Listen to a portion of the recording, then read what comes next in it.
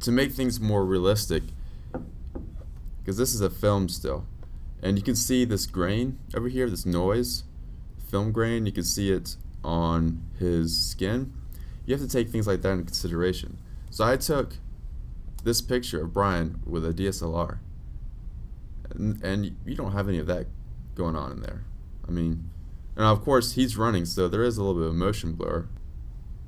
Let's see what happens there. So I mean, you get a little bit of motion. Don't want to overdo it.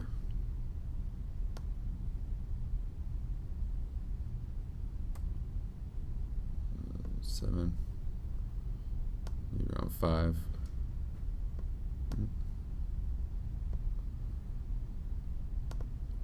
You get a little bit more noise going on. What I would do, I would take and click on the airplane layer. I would select a piece of the sky, Command C or copy, make a new layer, this little button here. I'm going to bring it above Brian, and then Command V is paste. So you have it over here. You can use things like this to get that kind of texture, and by using blend modes,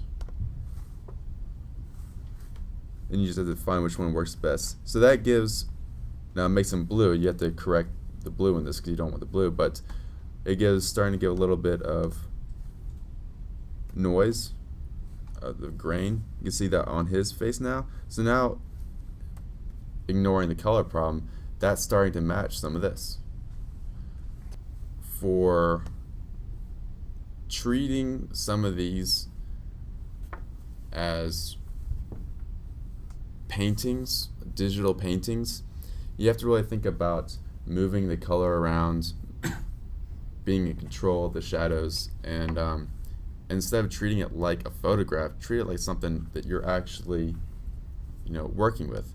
So now I'm going to start talking about some of the tools. Over here you have blur, sharpen, smudge. Those can come in handy for other things. Right now I'm going to worry about dodge and burn. Dodge lightens, burn darkens. So we have this strong shadow side over here, not going off of Brian.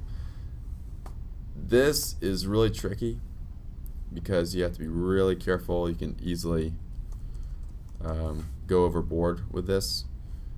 Because exposure is already up to 50, man, bring that bad boy down to like 11 or something, and then just, it's not going to do much at first, but then you just have to keep working with it. You see, it's starting a little bit dark in there.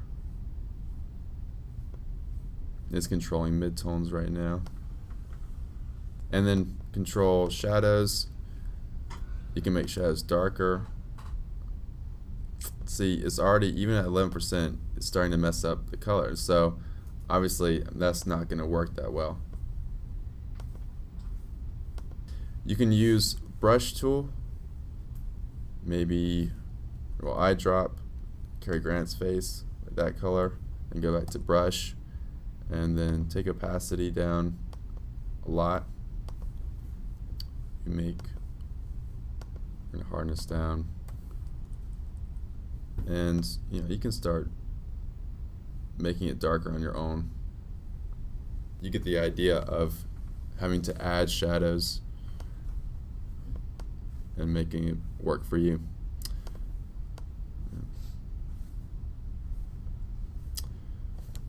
Also,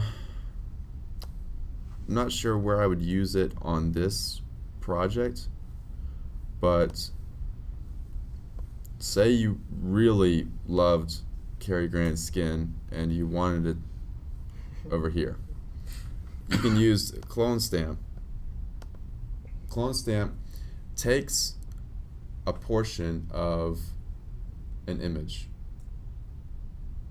whatever you select, and then treats that as like a brush. So then you're painting with whatever the area is that you selected. So you do that by holding Option, brings this up. I'm clicking on his skin. So I'll bring over here, and I'm painting with Cary Grant's face. That cross over there, that's where it's taking it from. That's why this area right here where it's lighter is because I moved over too far and I started painting with the sky. You know, Brian's got some Cary Grant skin. Check that out. That is extremely helpful for getting textures that you can't just paint with, you know, normally with a paintbrush.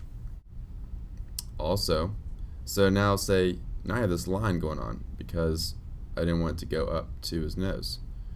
You can come over here to the spot healing brush or the healing brush. Let's try the spot healing brush first. I've selected that area, let it do its thing, and it kind of merges it a little bit. Kind of blends them together. So getting rid of some of that line. Oh, see, I got his glass in there. So it's just, you know, an algorithm that when it reads some of those pixels, it's going to try to blend that. And Command Z, by the way, is undo. That's big. Learn it. So now it's trying to blend in some of that sky, which is why that's not working. Because we don't want sky on your beautiful Cary Grant face. Also, the healing brush tool is kind of like a cross between spot healing brush and the clone stamp.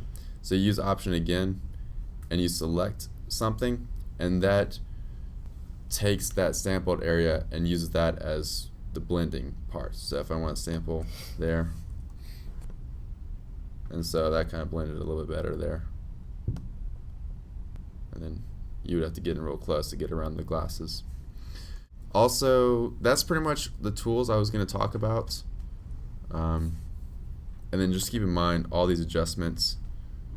Vibrance changes what's called vibrance and saturation. Color balance, we saw some of that. Hue saturation, saw some of that. Photo filter adds like a color filter over it. I'll show you.